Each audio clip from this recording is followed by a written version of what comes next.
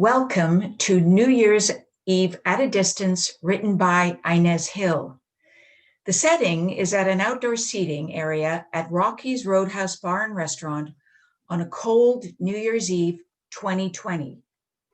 There are two tables that are socially distanced from each other, and Rachel sits alone at one of the tables.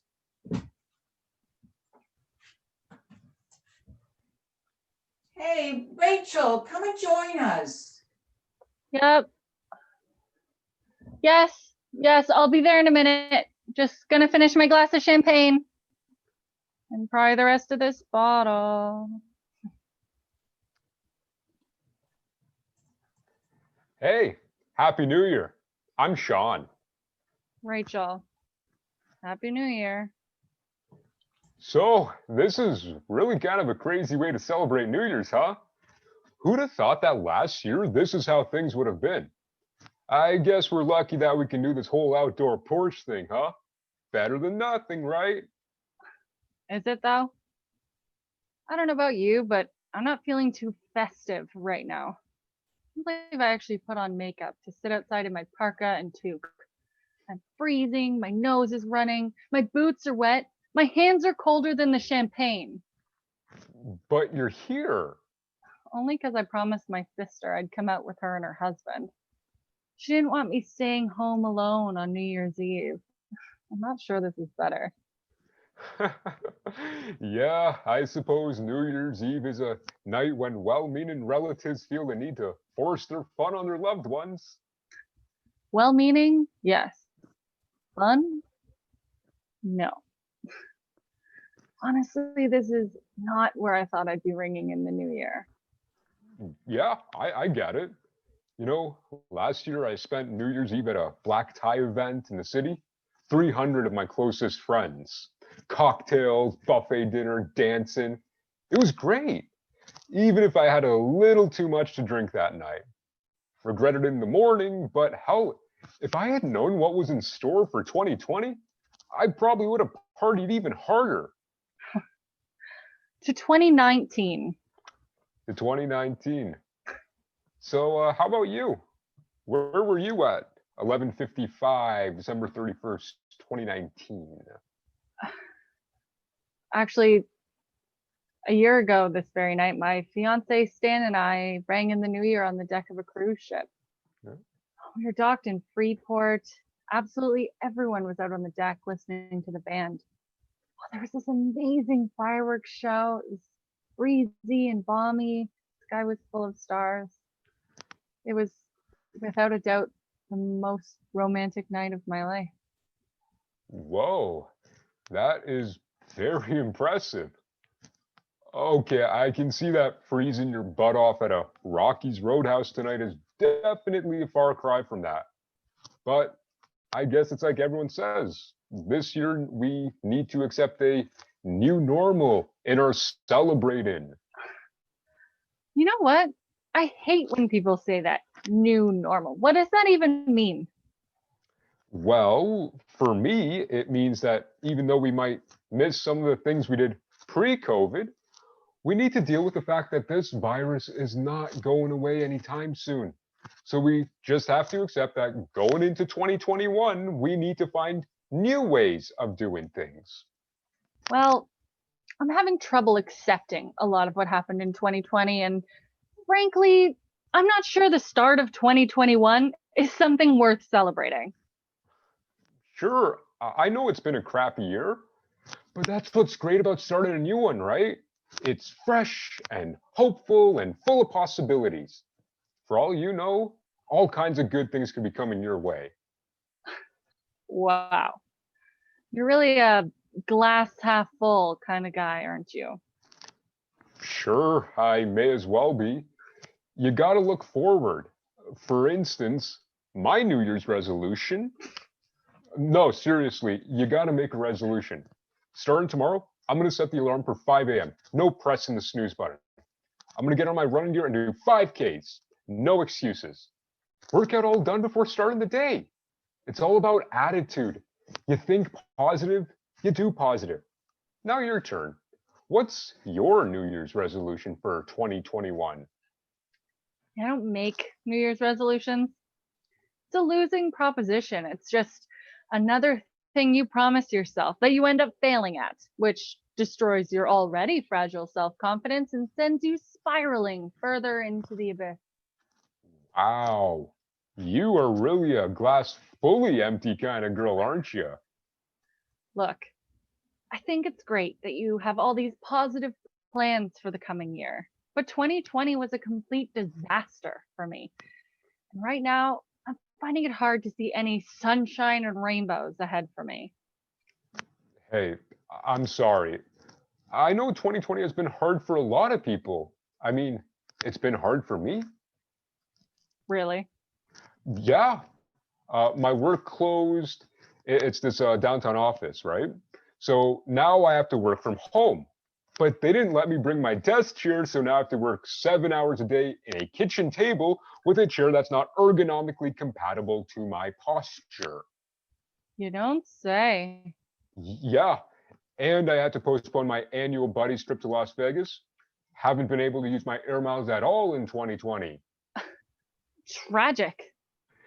And to top it all off, I had to switch to a local barber who doesn't understand my personal hair issues. You think he'd never seen a double cowlick. I mean, look at this piece of strand of hair. See how it sticks up? Even gel doesn't help.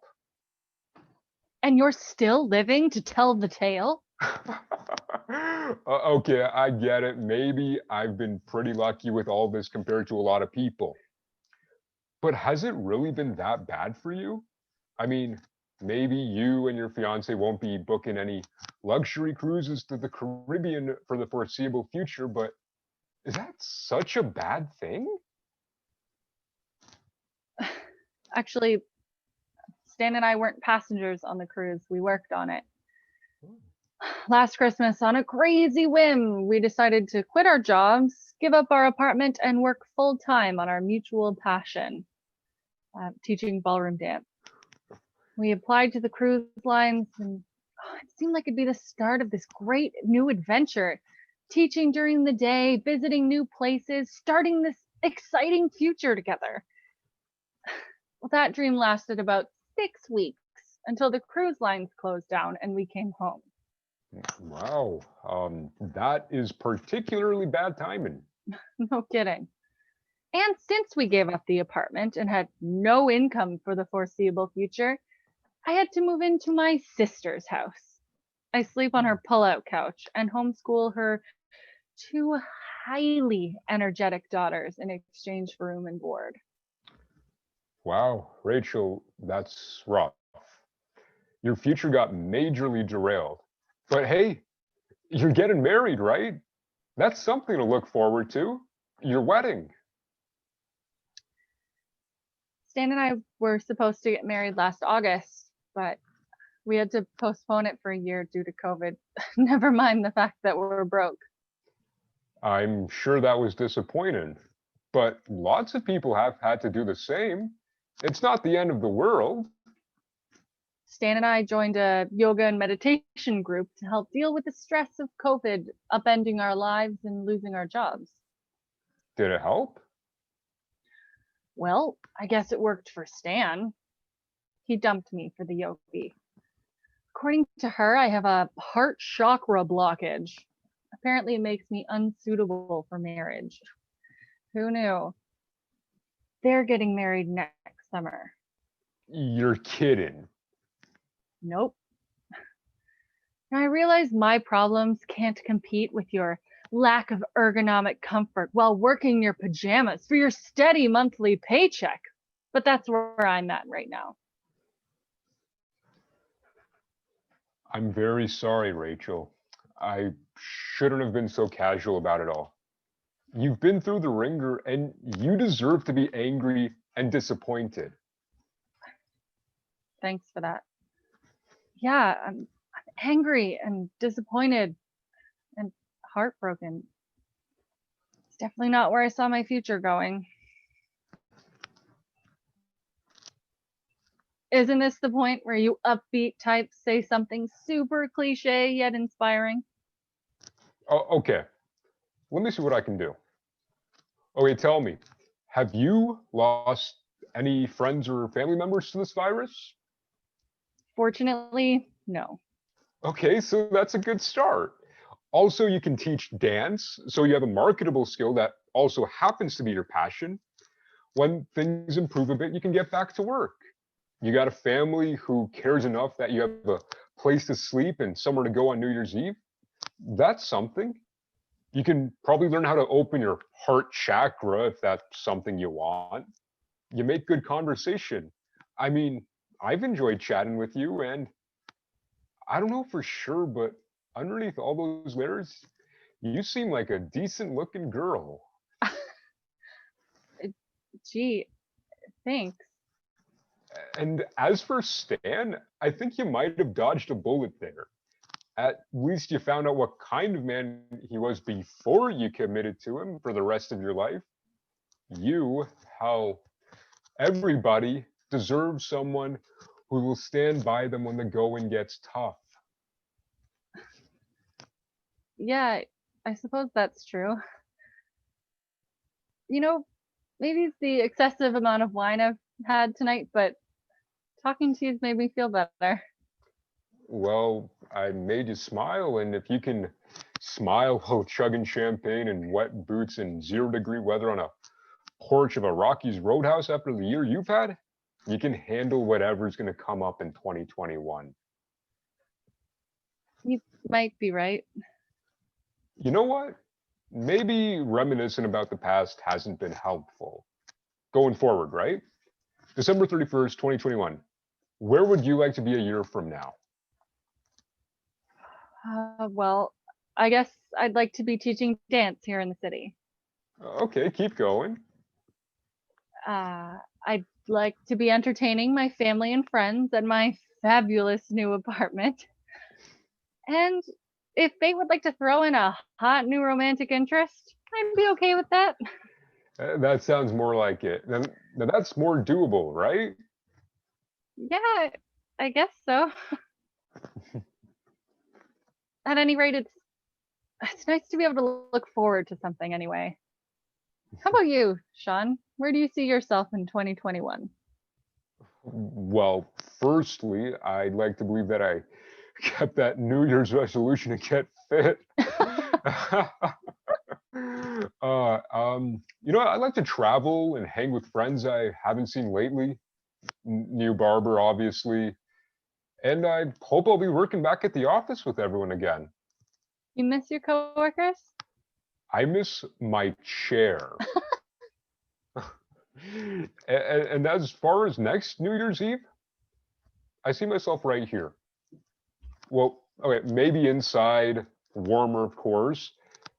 And if I had my way, I'd be sharing a bottle of cheap champagne with a successful, funny, and charming dance teacher that fate brought into my life on a cold December night in 2020.